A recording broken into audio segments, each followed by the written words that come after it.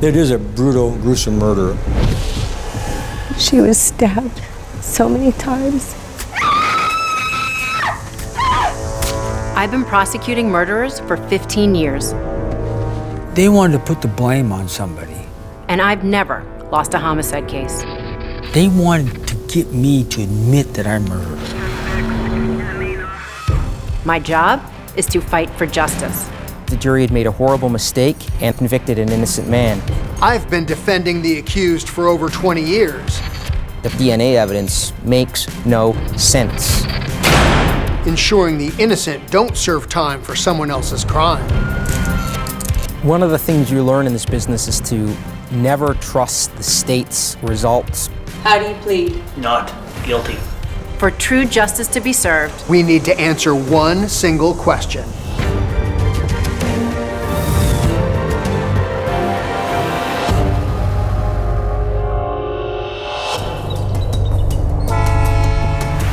On the shores of Alaska's spectacular Resurrection Bay lies Seward, a tough, tight-knit fishing community where people work hard.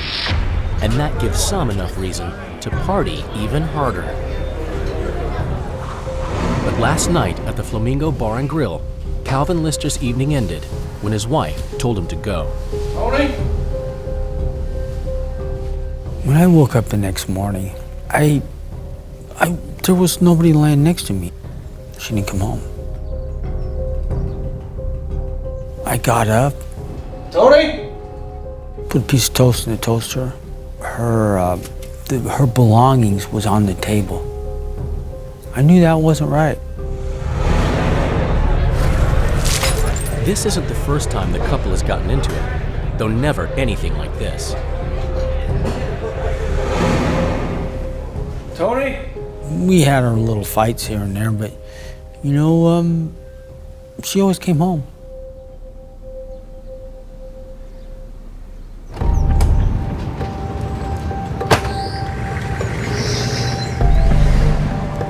So where can Toni be? For Calvin, only one place comes to mind. Sandy was her best friend. I mean, who would better know where a person's at than your best friend? Toni and Sandy had a friendship that was like a sister friendship. Either they were good friends or they were hating each other that night.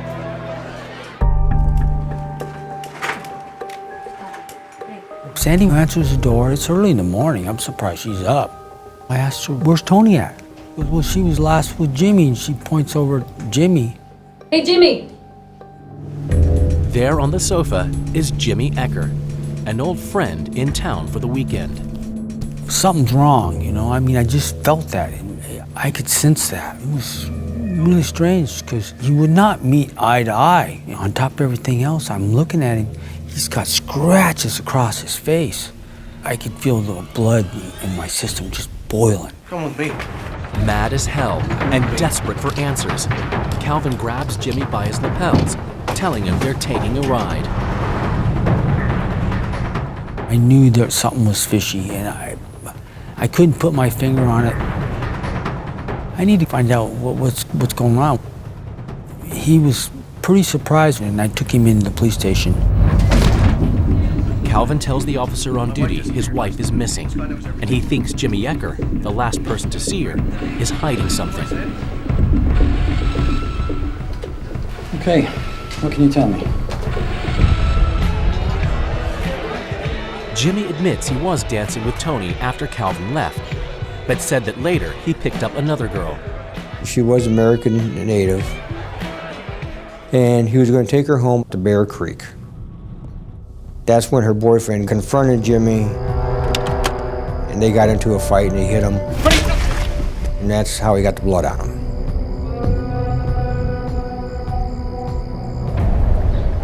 Is Jimmy telling the truth? Without any proof to the contrary, there's nothing the cops will do. Toni's an adult, so finding her is not a priority. I was a friend of Toni's, so I had come out to Seward to help out whatever I could do. I remember it was real windy drive going down into Seward. I went to Mike and Sandy's house. We sat and talked about what could have happened, what may have happened. It was quite a shocking thing, if you will. That all changes, though, when the clock hits 9 a.m. on Monday morning, and she's officially missing for over 48 hours. Folks, we have a missing person. What makes a missing persons case so difficult is that without a victim, you don't have a crime, at least not at the start. And with this case in particular, if Toni's husband Calvin or her friend from the bar Jimmy are responsible for anything bad happening to her, they certainly aren't going to simply come clean. That's what makes fact gathering the most important part of any investigation, way ahead of piecing those facts together. It takes a lot of self-discipline not to do it the wrong way around, because if you do come up with a theory first, it's human nature to subconsciously favor only those facts that back that theory up. Back in half an hour. Okay, boss. To get their investigation underway, a detective heads to the bar where Toni is reportedly last seen. I understand that this lady was in here. She's familiar? Yeah, she was here. There he learns Calvin and Toni got into a heated argument. This was more than just a lover's tiff. Those two had gotten into a fight. Toni had taken a glass and she busted it on Calvin. She said that she was gonna sleep around with whoever she could. Well, I'd just go fuck someone else tonight. I was just like startled. I mean, this is in front of everybody, and everybody's looking at me, you know. I threw out $20 on the table and said, yeah, come home when you feel like it. And walked out and went and jumped in my van and drove home.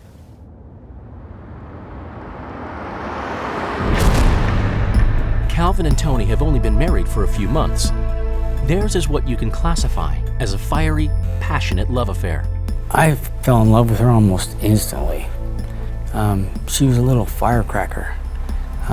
She was like 5'3" and just smart as a whip. At 28, Toni carries into the relationship quite the set of baggage, including 4 children from a previous marriage. My memories of my mom growing up with her were good memories. She was always happy and loved to laugh and play little jokes with us. She had a wonderful smile. Her face and eyes would light up whenever she'd see someone that she knew, and always wanted to make sure everybody was happy and comfortable and having a good time. She had very poor eyesight. She hated wearing her glasses, but she was very beautiful even with her glasses on. It was a good, happy childhood to begin with, and then my parents had some issues and they ended up divorcing. Eager to make a fresh start, Toni leaves her kids with her sister and moves 100 miles away to Seward. And it's not long before she and 22-year-old Calvin become an item. We went to go visit my mom at Calvin's place. She was smiling a lot, always touching his arm and saying how wonderful everything was going to be when we were all together again. And that was the last time I remember seeing my mom. She wanted to be young again, and I wanted to grow up way too fast. We both were partiers, doing cocaine, smoking pot, drinking. We just wanted to feel good. Calvin, he was a reckless type, a little hothead, if you will. The few times that I had met him, I know that Toni had mentioned to me that Calvin beat on her. They loved like crazy, but they fought like crazy. You know the best part of fighting? Was the making up. Oh man. She could make you feel so good. You know, I wasn't no angel, she wasn't no angel. We weren't so faithful to each other. We both had sex with other people. When you have a domestic situation that has some sort of acrimony, victimology tells us is that there's a good chance that the husband or the boyfriend could be the person that is responsible for the disappearance. The more police learn about Calvin, the more they feel the need to bring him in for questioning. Come here to see bleeding. Mr. Calvin Lister. They wanted to know what I was doing, where I was. They grilled me pretty good. They wanted to put the blame on somebody. Good. He admitted to the police that they had argued, but he said that he had absolutely nothing to do with her disappearance. Calvin sure has motive. His new bride has just humiliated him. She told him to his face in public, no less, for all to hear, that she's going to have sex with another guy. You don't need a hot temper or a record of violence to be enraged by that. And Calvin's got both. Calvin's also the guy who went straight to police in the morning to try to find her.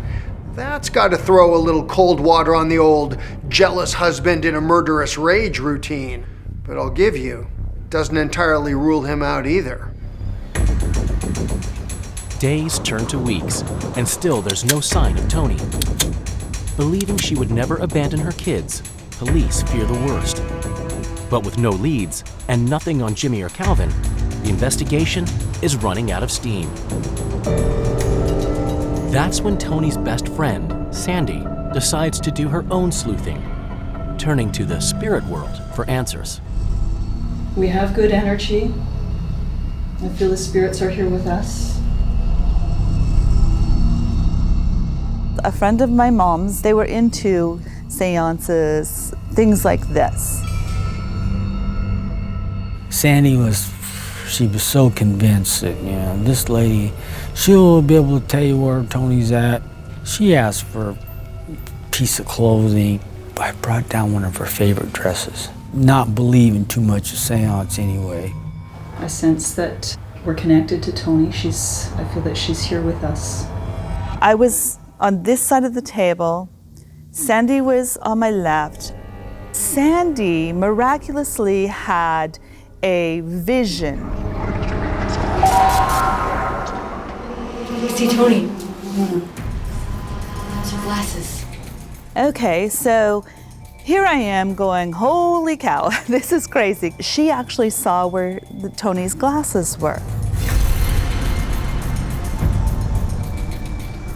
She hounds her husband to take her to the dump. And Sandy stops them exactly where the glasses are. We're here, stop. Gets out, opens the door, goes, there they are. 4 weeks after Toni's disappearance, and finally, a heart-wrenching clue.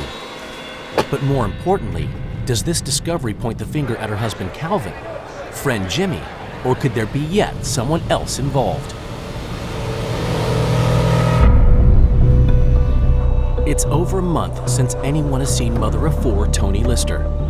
And for the dwindling number of folks who remained hopeful she would return alive, the discovery of her glasses at the local dump is a tragic blow. Odds are Toni, or what's left of her, is somewhere nearby. When investigators widen the search to the surrounding woods, it's not long before a shout goes out. I found her!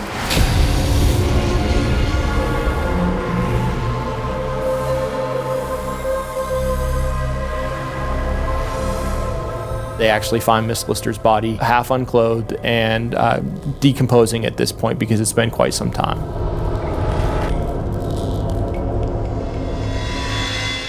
Her body was still intact. It hadn't been disturbed by the animals or anything. Her underwear was wrapped around her ankles, I believe. She still had her cowboy boots on, and her shirt was pulled up. They saw that she had several stab wounds to her neck area and chest area.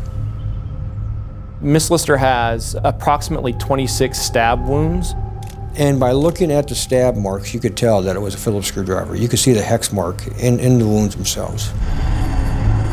Earlier in the day, a Phillips head screwdriver got picked up by one of the volunteers. There was some joking about whether or not anybody needed a screwdriver that was out on the search party. Nobody wanted the screwdriver, so the individual just discarded it. Most likely, that's the murder weapon. And it could not be found again. This is a murder of brutal viciousness. You don't stab someone 26 times unless you're in a blind rage. And that usually means the attack is personal. It looks personal, all right. But there are a lot of guys in town Toni Lister had personal relations with. Besides her husband Calvin and Jimmy, the guy she's seen with at the bar. Who's to say she didn't cross paths that night with somebody else whose heart she's toyed with?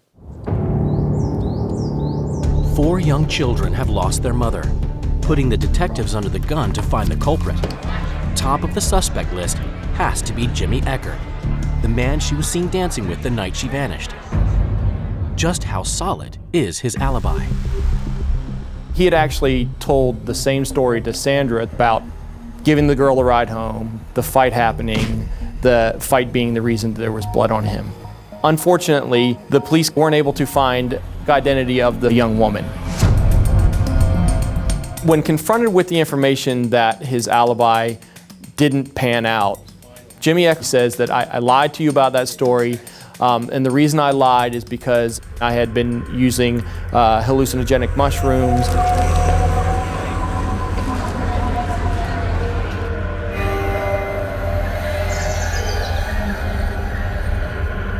Not only was he using drugs, but he reveals he woke up the next morning at the dump and couldn't remember how he got there.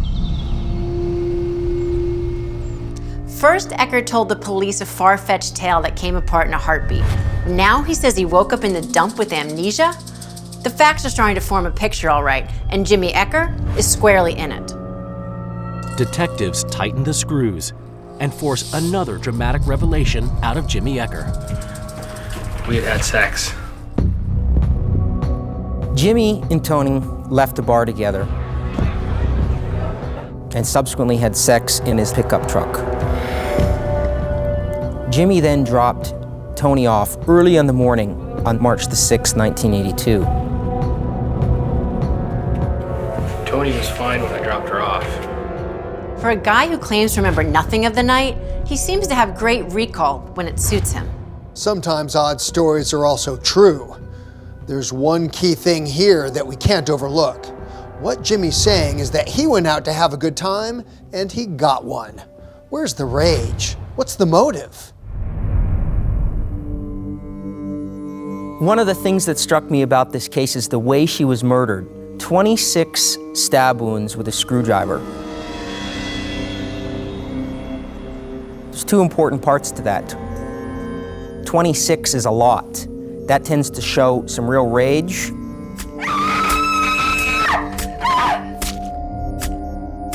And a screwdriver tends to suggest that it was just the first weapon that a person could find, not that it was pre-planned.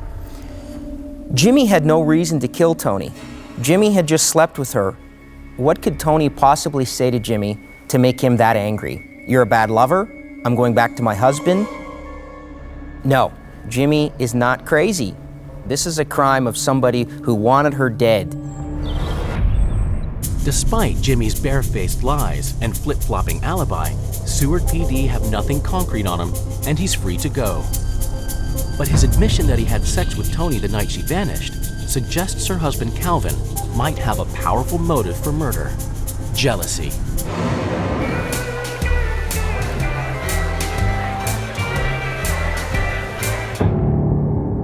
They asked me to take a polygraph test, and I said, sure, I'll have no problem with that.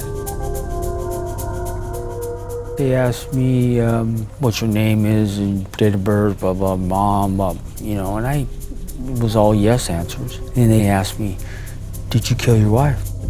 I didn't kill my wife. And then they started telling me, well, you're the one that did it. It shows it right here on the lie detector test. They wanted to get me to admit that I murdered her.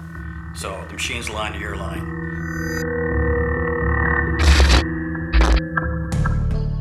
They started making accusations towards me. How come you're spending so much time at the bars now? Don't you have any feelings of what's going on? Failing a polygraph can't convict him, but it certainly is enough reason to turn up the heat. Add in Calvin's violent temper, plus he's got the most viable motive: jealousy inflamed by public humiliation. Every bit of scrutiny here is well-deserved. They can turn up the heat all they want. Right now, all they have is a seance and a polygraph. Both pseudoscience that Alaska courts know better than to consider as evidence. So what do they really have on Calvin? Nothing.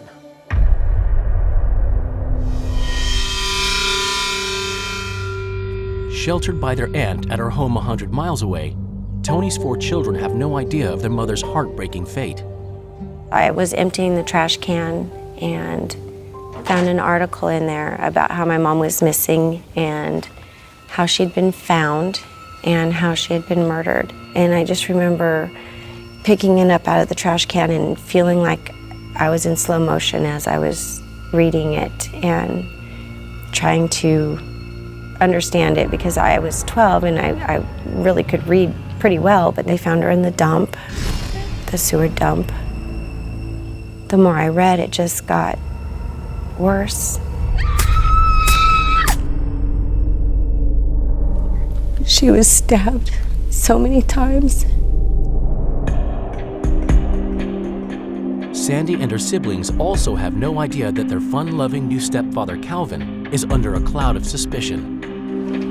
Nor that there is another man in the frame for their mom's murder, Jimmy Ecker. Jimmy could have easily just left. He could have disappeared and they would have never seen him again. But he didn't take that approach. He cooperated as fully as he could. Jimmy provided his clothes willingly. Jimmy provided a blood sample willingly. Cooperation that lands him in hot water when police find traces of blood on his clothes. The spot of blood that they found on Jimmy's pants was very, very small, which could have easily come from sexual intercourse. However, that spot of blood is not the only evidence investigators discover linking Jimmy to the crime. Forensics go over the truck Jimmy borrowed from his pal Mike the night of Toni's murder and discover a tag from a pair of Toni's panties. Along with the blood evidence, it's sent to the FBI for analysis. The trouble is, this is 1982, and the FBI can't definitively say who the blood belongs to.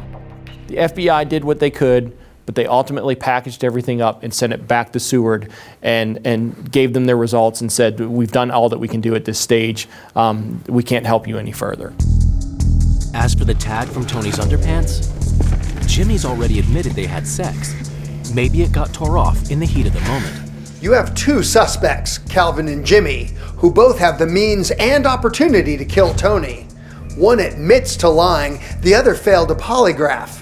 But the forensics don't point to either one, so they can't make a case. The real tragedy here is that 4 young children don't have a mom.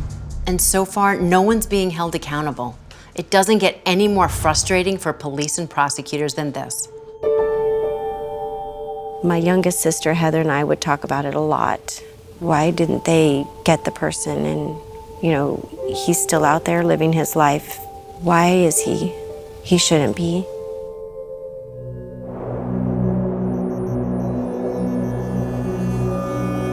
Homicide detectives are stumped. The months and then years pass with no new leads emerging.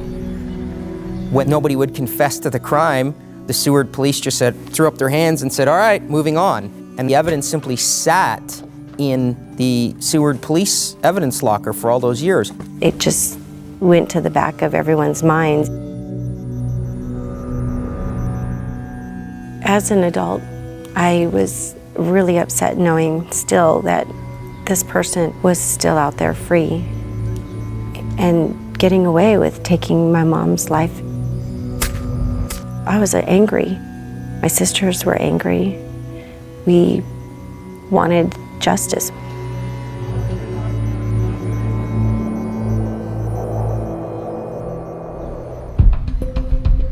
For 24 years, the tough fishing town of Seward, Alaska has been harboring a dark secret. Who killed mother of 4, Toni Lister, and why? We did always question and ask my dad and you know, do you know who did it? Have they found him? And my dad had the same answer as everybody else. No, they don't know yet, and they haven't found anyone. They have a few suspects that they're still questioning.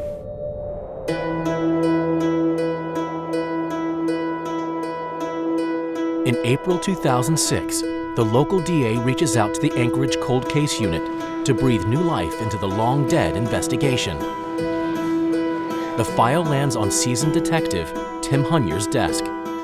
When I first get a cold case, I try to put myself in the investigating officer's shoes.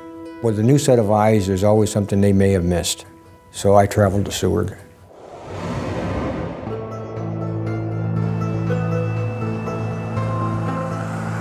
See if there's anything else I could do if he missed something. So I start right from the beginning. Look at the people he talked to, try to get a feel for that. My next step was to look at the evidence that we had, to see how it was preserved in that, and get that evidence to the crime lab. The evidence was still stored, it was stored properly. They did a real excellent job.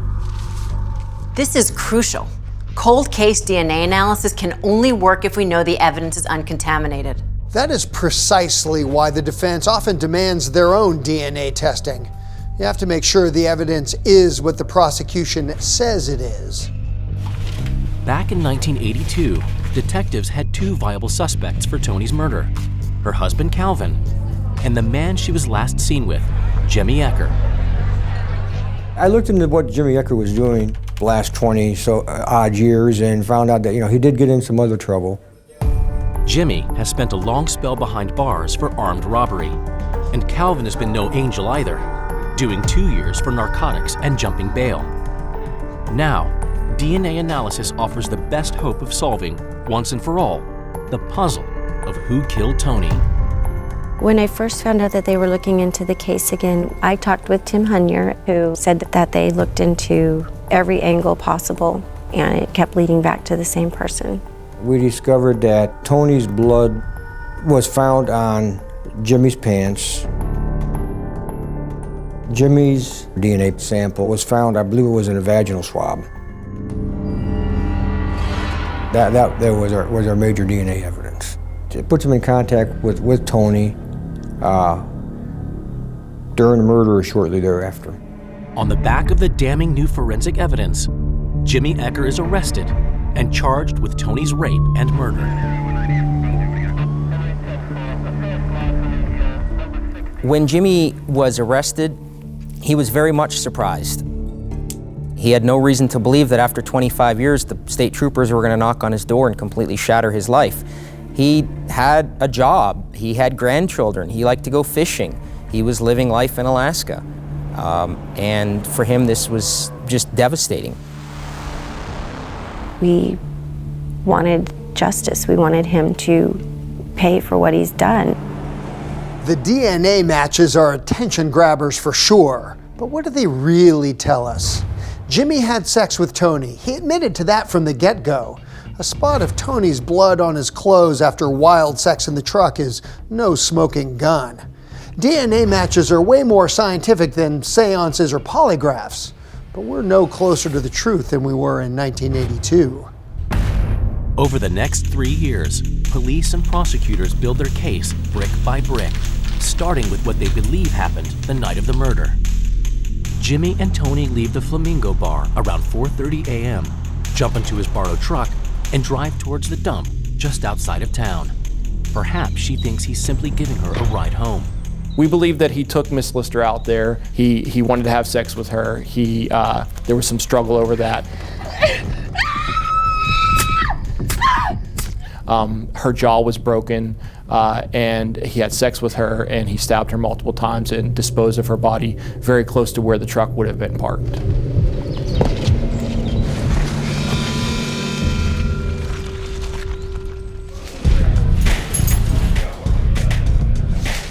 Taking a cold case to trial can be tricky. The more time that passes, the harder it gets. Witnesses aren't always available, and when they are, their memories may have faded. So you don't do it unless you're pretty sure of what you'll have.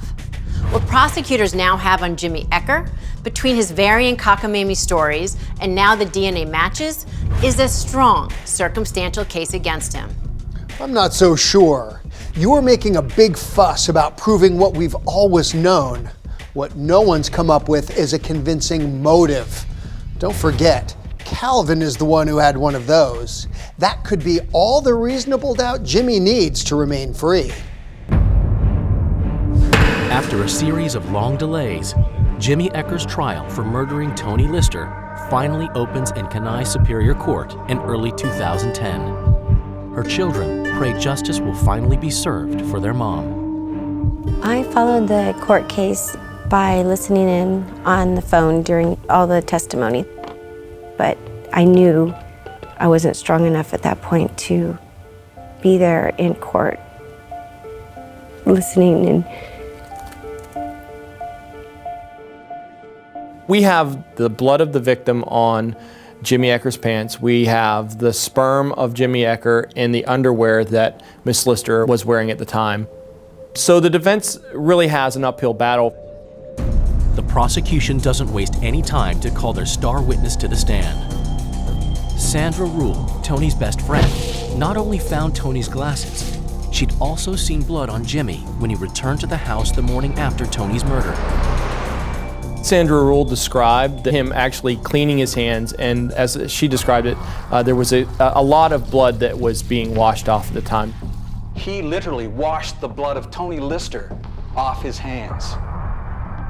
The evidence today will show that guilt is not so easily washed away. It's taken almost 3 decades to put Jimmy Ecker on trial for the rape and murder of Toni Lister. Central to the prosecution case is their star witness Sandra Rule's testimony that he literally has blood on his hands, a claim defense attorney Ben Adams quickly attacks. Ladies and gentlemen of the jury, I agree with the prosecution that blood will prove conclusive in this case, but not in the way that he attests. I argued in court that Sandy Rule was lying. These are the clothes that Jimmy Ecker wore on the night of Toni Lister's murder.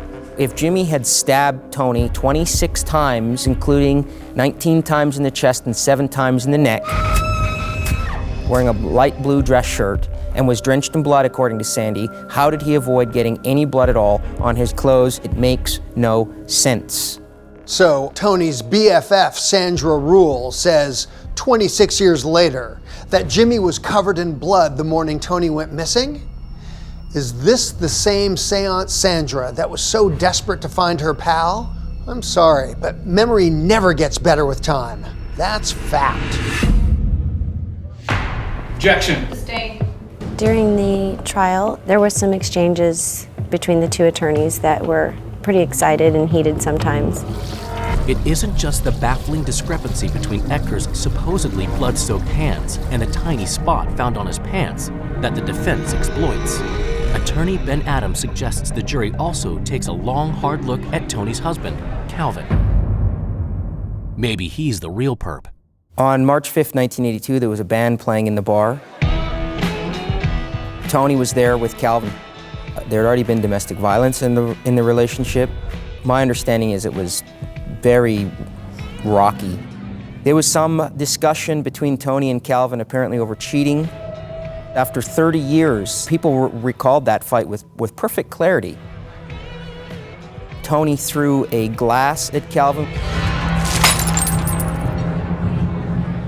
and cut her finger. And one of the photographs that they specifically took as part of her autopsy was a cut. Jimmy and Toni left in the pickup truck and subsequently had sex in it. The defense argues the blood on Ecker's pants is easily explained.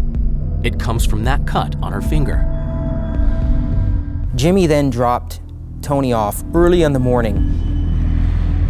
I learned during my investigation that Toni was then subsequently seen in Seward. She was accurately described as missing her glasses, and her hair was mussed up. Now, it's Ben Adams' opportunity to cross-examine Calvin Lister. I didn't expect him to fall apart after 30 years, but I expected him to show some emotion, show something about the brutal slaying of your wife at the time. I'm not on trial here. They wanted to get me to lie. At that point, I didn't know what to really feel. I argued in court that Calvin Lister had killed his wife in a fit of rage and had subsequently framed Jimmy by dumping her body at the dump. He was trying to prove everything he could to get me. He's the guy that was guilty. It has nothing to do with me. If I was half a man, I'd take a leg off the table and beat the fucking son of a bitch to death. But no, you know what? I got a kid now. I can't do that. But then again, and I felt like everybody was against me at that point. It was always my position during the trial that Calvin is the likely killer.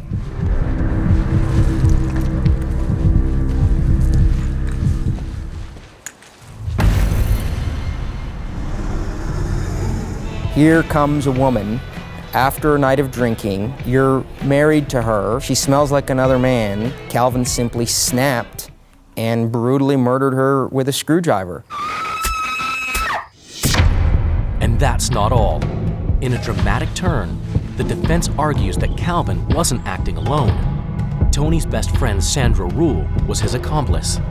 The seance was simply a smokescreen. Her testimony at trial was that she went out to an area near the dump and just happened to stumble across Tony's glasses.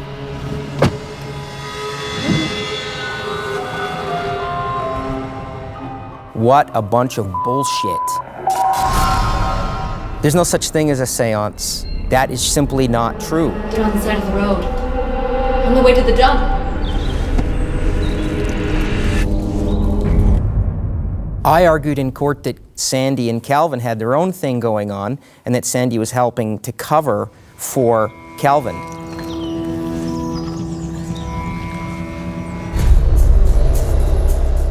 I always took the position in this case that Calvin knew that Jimmy had mentioned the dump, and he used that opportunity to dump Tony's body there later and to help make sure that Jimmy took the rap for a murder that he committed. Tony's body was completely unmarked. Now look, Alaska is as wild as you hear that it is, and to suggest that Tony's body could remain at a garbage dump in Alaska for 6 weeks and not be touched by any animals. There are hundreds of bald eagles, which are meat eaters. To me, is completely implausible. It doesn't make sense. Adams also argues that the seance is part of their deception. I see Tony. Either you believe in that sort of nonsense or you don't. And if you don't, that means that Sandy Rule knows a lot more about Tony's death than she's letting on. This seance story is ridiculous, but it sure is a convenient way to explain how it was Sandra who led investigators to the murder scene. Looks to me like Jimmy's defense is onto something. I don't buy the seance story either, but the evidence at the scene points to Jimmy Ecker, not Calvin Lister. Ecker's the one who had Tony's blood on his clothes. Ecker's the one who had sex with her just before she dies. DNA proves it. And he's the one who made up different stories about what happened that night. And don't forget, he put himself at the scene where her body was found. The jury retires to consider its verdict.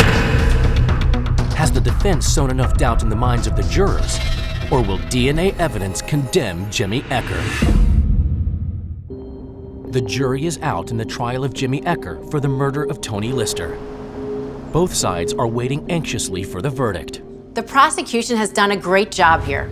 Even though almost 30 years have passed since the murder, they've built a compelling case. A case strong enough for a jury to agree and convict him. The phrase that keeps coming to mind is beyond a reasonable doubt. The evidence, including the DNA, is inconclusive. The star witness, unreliable to the point of suspiciously bizarre. Calvin is the one who should be on trial. If they believe that too, they have to acquit Jimmy. I had already set out the bottle of whiskey in the celebratory glasses. I fully expected to win it. Everybody expected Jimmy to be found not guilty. Everybody. 28 years after 4 children lost their mom, the 12 jurors have reached their decision.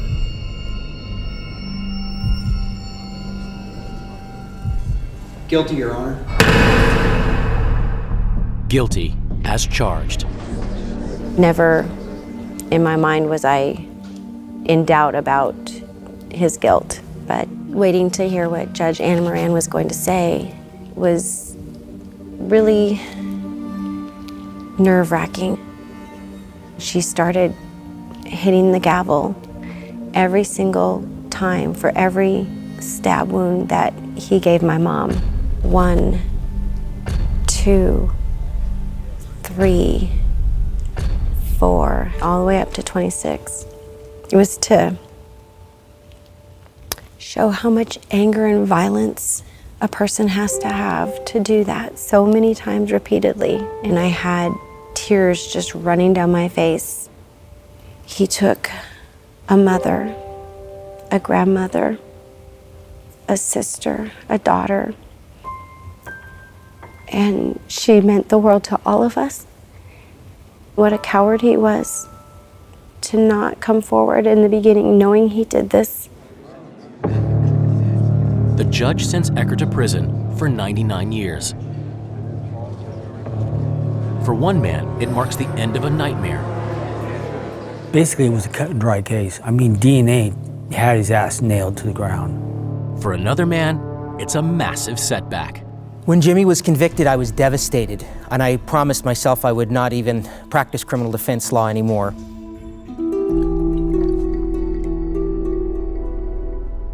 I was heartbroken. I don't ever want to feel something like that again. I believed in Jimmy, and I believed that I had put on the best defense that I could for him, and to hear the words guilty in this case was, it was terrible.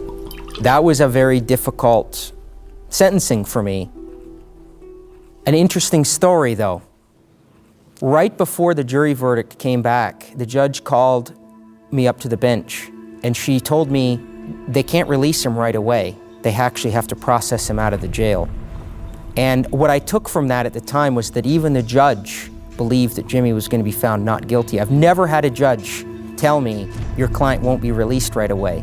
Everyone expected Jimmy to be found not guilty. But after about a week, I got back in the saddle, and I refused to give up. I always felt there was enough doubt in this case to clear Jimmy's name. I felt that the jury had made a horrible mistake, and quite frankly, I believed that the jury in this case convicted Jimmy just to try to give some measure of justice to Toni. Adams and his team revisit every shred of evidence, searching for something that might help overturn the case. Adams. I had my DNA expert call the state's DNA expert just as a friendly hello. And at that time, the state's DNA expert told my expert off the record, don't give up, there's more to this story, keep fighting. A light goes on in Ben's mind when he hears this.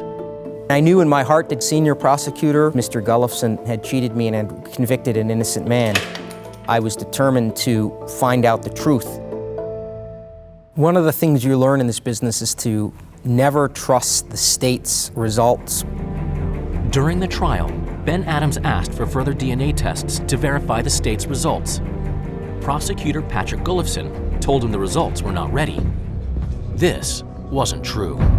Gullifson had evidence that the DNA could have come from cross-contamination. They had that during trial. They had lied to us and said they didn't have it. They had withheld that evidence. This is a game changer. The whole system rests on the prosecution's honesty. Prosecutors make their case. The defense does its best to present a different interpretation of the evidence against their client. Jimmy Ecker's conviction is no good. The reason the defense thought this was so important is because that test proved their point, which was DNA in this situation is not a reliable source of evidence. The court ultimately, after a lot of litigation, agreed that they were entitled to a new trial and vacated the first verdict. And we're back at square one, essentially. So much for the transforming power of DNA profiling. No amount of technology can get around good old-fashioned lies and deceit. This guy Gullifson ought to be ashamed of himself. As prosecutors, the last thing we want are convictions obtained through dishonesty, misrepresentation, or by withholding evidence that's favorable to the accused. For the system to work, people have to trust it. The state now has a real problem. The DNA evidence is discredited, along with the prosecution's integrity. Can a case still be made against Jimmy Ecker? Do we run the risk of going to trial and perhaps ending up in a situation where we have no conviction whatsoever? It's not an easy decision. The prosecution team goes to Ecker's attorney with a deal. And I'll never forget what Jimmy said to me when I took the offer to him. We were in a little room in Wildwood Jail in Kenai, and he looked at me and he said, "Ben, I just want to see my grandkids again."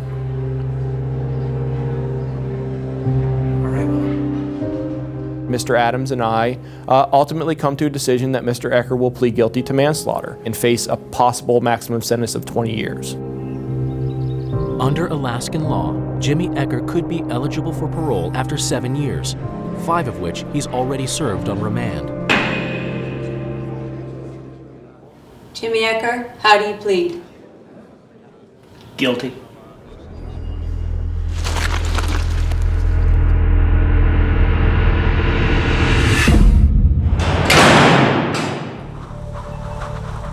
I think that justice has been done.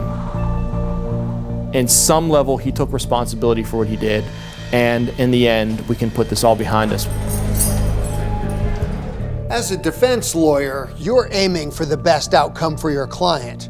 But in the end, the decision to fight a charge is theirs and theirs alone. By admitting responsibility for Toni's murder, Jimmy will get out of prison. He'll get time with his grandchildren. But he'll also have to sleep with the fact that he'll forever be known as a convicted murderer.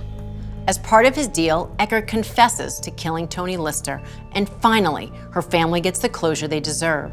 It's a tough reality, but plea deals like these are sometimes the only way closure can be achieved. He's no longer out there doing whatever he wants to do, and he's behind bars where he needs to be, and he should have been all of those years.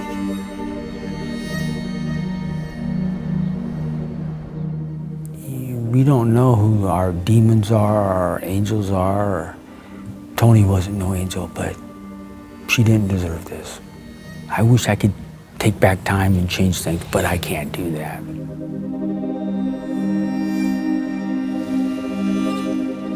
My mom has a very beautiful gravestone in Alaska. I have not yet seen it, but that is one thing that I would love to do, is visit my mom's grave. But as far as the pain and the sorrow and the loss and that missing spot in your heart never goes away.